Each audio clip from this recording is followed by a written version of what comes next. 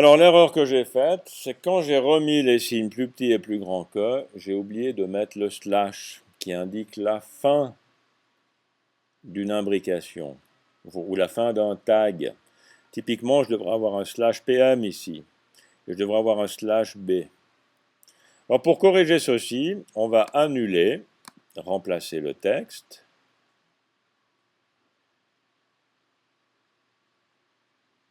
On va annuler encore. Voilà.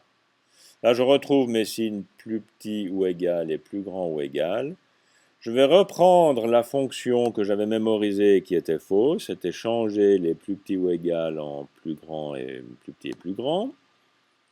Et ce que j'ai oublié, c'est de...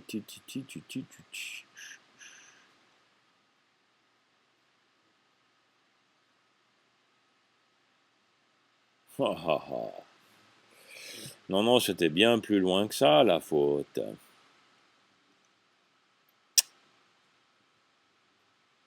Non,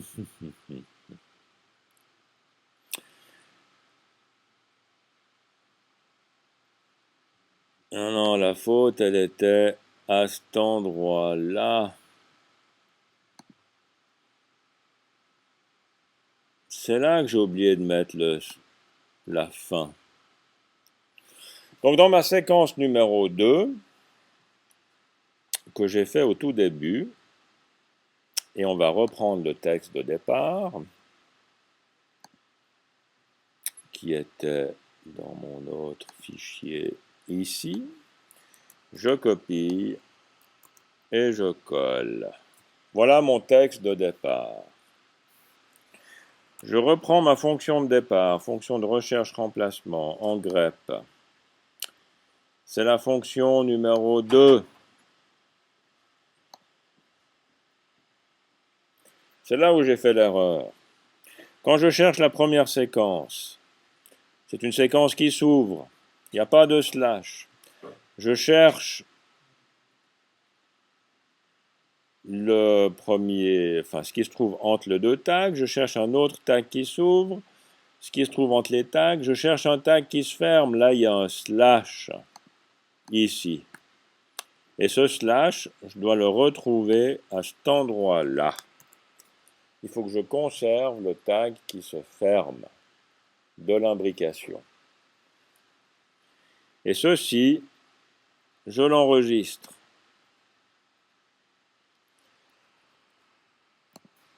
Et ça sera cette séquence-là. Je valide, je remplace celle qui existe. Oui. Et maintenant, elle a bien mon slash ici. Ce que j'avais oublié tout à l'heure. Je recherche, je remplace, et j'ai bien mon slash qui est resté. Suivant, je remplace tout, et j'ai bien mon slash qui est resté ici. Maintenant, je prends la séquence numéro 3. Je cherche le i.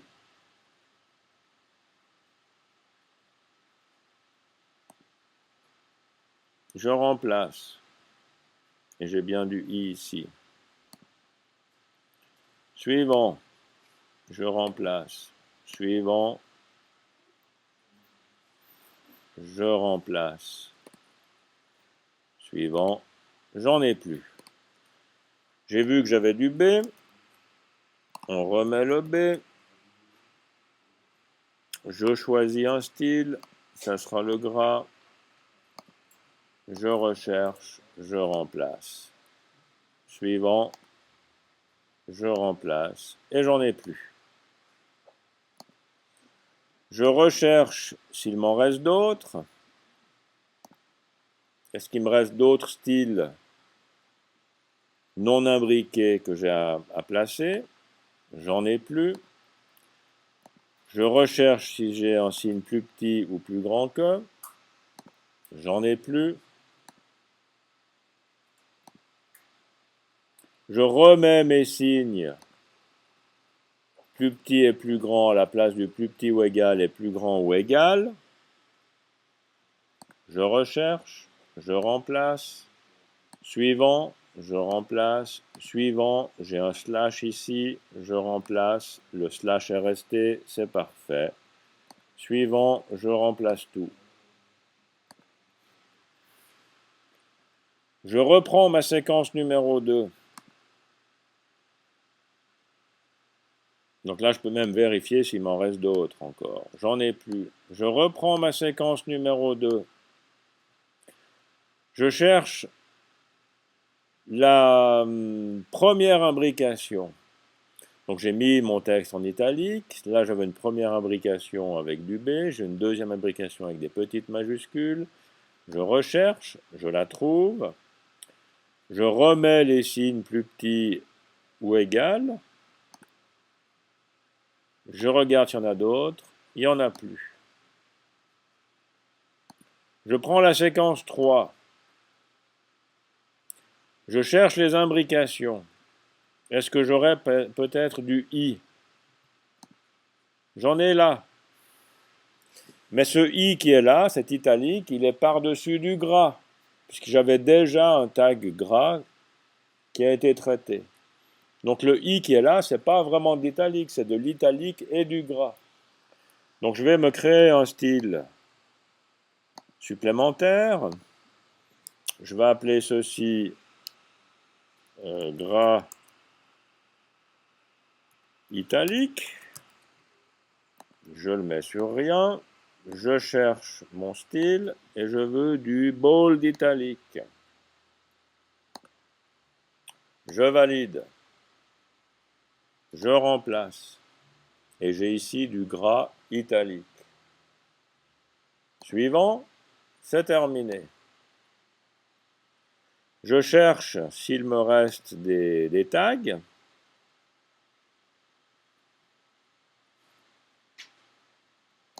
C'est la position.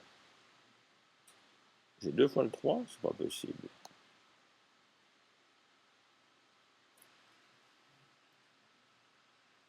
Ah, il m'en reste. Oui, c'est du gras. J'avais cherché pour l'italique. Alors ça, c'est du gras. Donc, en fait, c'est du gras italique. C'est du gras par-dessus de l'italique. Ce que j'avais avant, c'était de l'italique par-dessus du gras. Donc, ça sera le même style ici, qui sera gras et italique. Je remplace. Je cherche le suivant. J'ai déjà de l'italique, ça sera du gras par-dessus de l'italique. Je remplace. Je cherche le suivant. Et j'en ai plus. Est-ce qu'il me reste maintenant, pardon, c'était là, est-ce qu'il me reste des signes plus petits ou plus grands?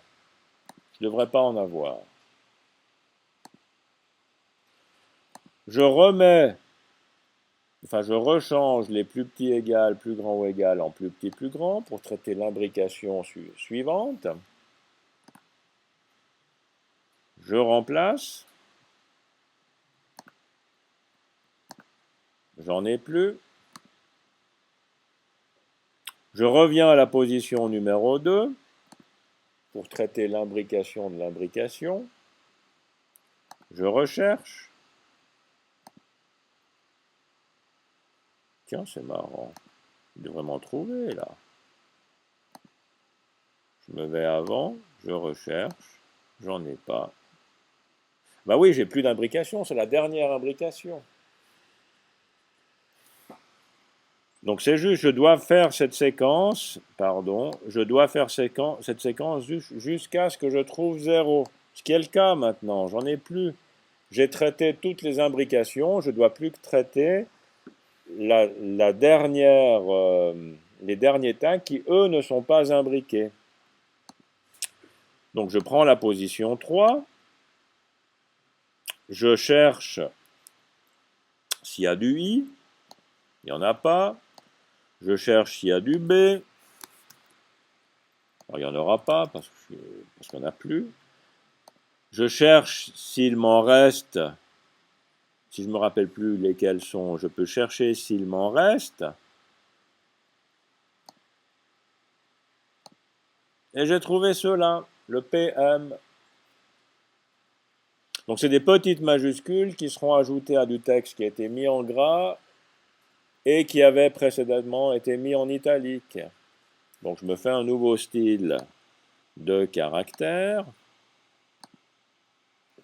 J'appelle ceci petite majuscule gras italique.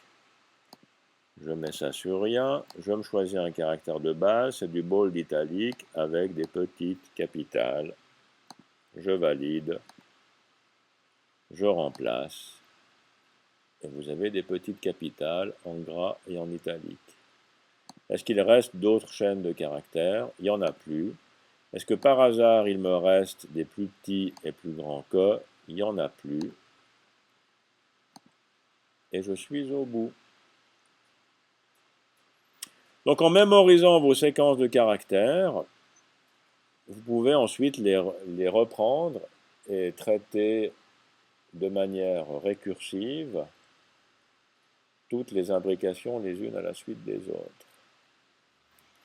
Bon, à part ça, je vois qu'ici j'ai mis le numéro 3, ça devrait être le 4 devrait être le 5 devrait être le 6.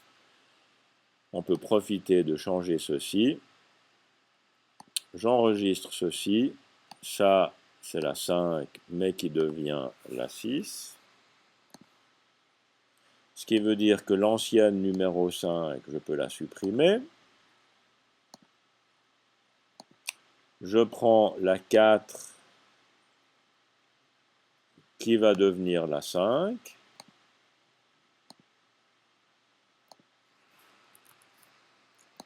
L'ancienne numéro 4, je peux la supprimer.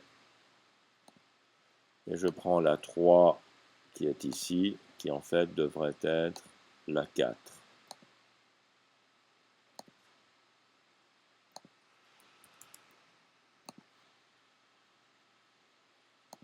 Et l'ancienne numéro 3 qui est là, je la supprime. Et on peut se rajouter la toute première séquence, qui est en fait la vérification, si on a ces symboles plus petits ou égal et plus grand ou égal, est-ce que ceci se trouve dans le texte? Parce que s'il y a, il faut trouver un autre caractère de substitution. Donc ceci serait la séquence 1.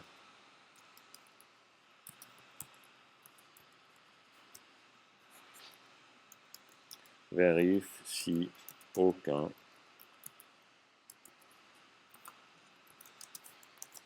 comme ceci.